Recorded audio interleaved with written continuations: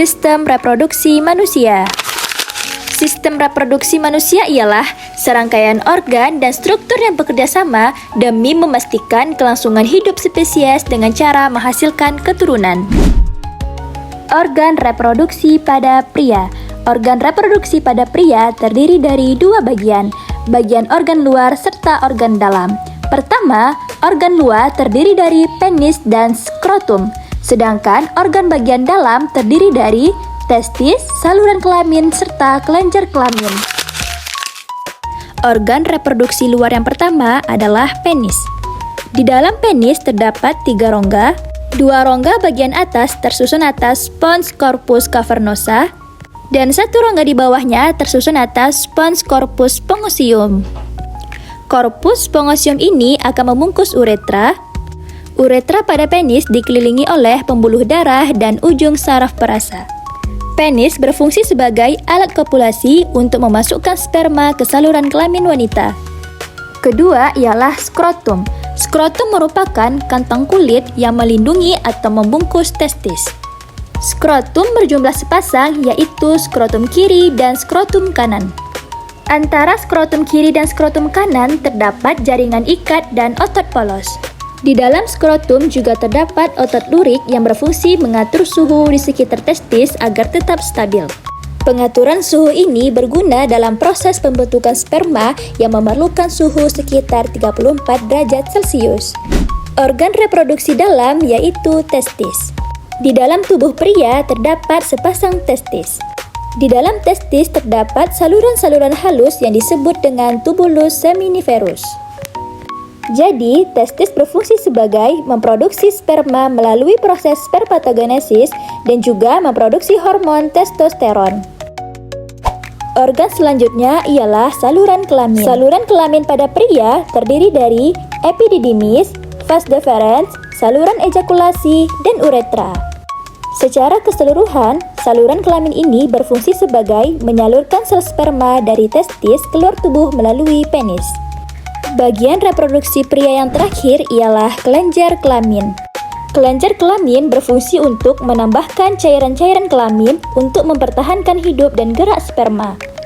Cairan tersebut dihasilkan oleh vesicula seminalis, kelenjar prostat, dan kelenjar Cooper atau bulburetra. Selanjutnya, organ reproduksi wanita. Sama halnya dengan pria, organ reproduksi wanita terdiri dari organ luar dan juga organ dalam. Organ reproduksi luar terdiri dari labium dan vulva, sedangkan organ reproduksi dalam terdiri dari ovarium, oviduk, uterus, dan vagina. Yang pertama ialah vulva dan labium. Vulva merupakan celah paling luar dari organ reproduksi wanita. Pada vulva terdapat saluran reproduksi dan saluran urin. Pada daerah dekat saluran kelamin terdapat selaput darah atau himen. Labium merupakan bagian yang membatasi vulva. Pada labium terdapat 2, yaitu labium mayora dan labium minora. Antara labium mayora dan labium minora atas terbentuk bentolan kecil yang disebut dengan klitoris. Pada klitoris terdapat corpus cavernosa yang banyak mengandung pembuluh darah dan ujung saraf. Organ reproduksi wanita selanjutnya ialah vagina. Vagina merupakan saluran akhir reproduksi wanita yang bermuara di vulva. Dan vagina menghasilkan banyak lendir yang dihasilkan oleh kelenjar Bartholin. Jadi, vagina berfungsi sebagai saluran keluar dari rahim baik saat haid maupun melahirkan. Selain itu, vagina juga berfungsi sebagai menerima penis saat kopulasi. Organ selanjutnya ialah uterus atau rahim. Uterus merupakan rongga pertemuan oviduk kanan dan oviduk kiri. Bagian bawah uterus menyempit sehingga disebut dengan serviks atau mulut rahim. Bagian luar uterus dibatasi oleh dinding endometrium yang banyak mengandung pembuluh darah. Dan uterus berfungsi sebagai tempat pertumbuhan dan perkembangan embrio. Organ selanjutnya ialah oviduk atau tuba Fallopi. Oviduk merupakan saluran kiri dan saluran kanan yang ujungnya membentuk corong yang disebut dengan infundibulum. Pada infundibulum terdapat rumbai-rumbai atau fimbre yang gunanya menangkap ovum. Adapun fungsi dari tuba falopi ialah tempat pembuahan atau fertilisasi. Dan yang terakhir ialah ovarium. Ovarium terdiri dari ovarium kiri dan ovarium kanan yang berfungsi sebagai penghasil sel telur atau ovum. Berikutnya, kita akan membahas tentang mekanisme pembentukan sel kelamin atau gamet. Proses ini dibedakan menjadi dua, yaitu spermatogenesis untuk gamet jantan dan oogenesis untuk gamet betina.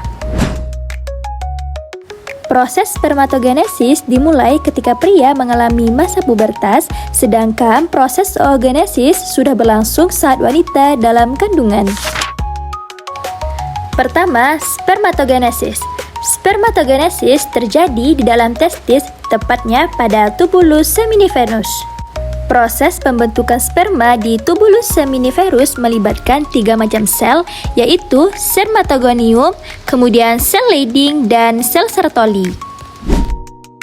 Proses spermatogenesis terjadi 3 tahapan, yaitu tahapan penggandaan, sel primordial, mengalami pembelahan mitosis secara berulang-ulang, membentuk spermatogonium. Pada tahapan pertumbuhan, spermatogonium bersifat diploid, kemudian tumbuh dan berkembang menjadi spermatosit primer. Pada tahap pematangan, spermatosit primer membelah secara meiosis, membentuk 2 spermatosit sekunder yang haploid. Selanjutnya, spermatosit sekunder membelah secara meiosis membentuk 4 buah spermatid yang haploid. Proses pematangan spermatid menjadi sperma disebut spermiasi.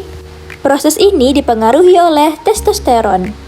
Tahapan gamet selanjutnya yaitu oogenesis. Oogenesis terjadi di dalam ovarium. Proses ini akan menghasilkan sel telur atau ovum. Oogenesis terjadi dalam 3 tahapan. Yang pertama yaitu tahapan penggandaan. Terjadi dalam ovarium janin saat masih dalam kandungan. Pada tahap ini, sel primordial akan mengalami mitosis membentuk oogonium yang bersifat diploid. Kedua, tahapan pertumbuhan terjadi pada ovarium bayi. Oogonium akan mengalami pembelahan mitosis membentuk oosit primer yang diploid. Oosit primer berada dalam keadaan dorman atau istirahat sampai anak perempuan mengalami pubertas. Ketiga, tahap pematangan dimulai pada masa puber. Pada masa puber terjadi perubahan hormonal yang mengakibatkan oosit primer mengalami pembelahan meiosis 1 sehingga menghasilkan oosit sekunder yang berukuran besar dan badan berpolar 1 yang berukuran kecil. Oosit sekunder berhenti mengalami pembelahan saat terjadi ovulasi. Pembelahan meiosis 2 dilanjutkan setelah sel telur mengalami fertilisasi. Pada pembelahan ini, oosit sekunder menghasilkan ootit yang haploid dan badan polar 2 yang haploid. Ootit akan berdiferensiasi menjadi ovum dan badan polar 2 mengalami degenerasi.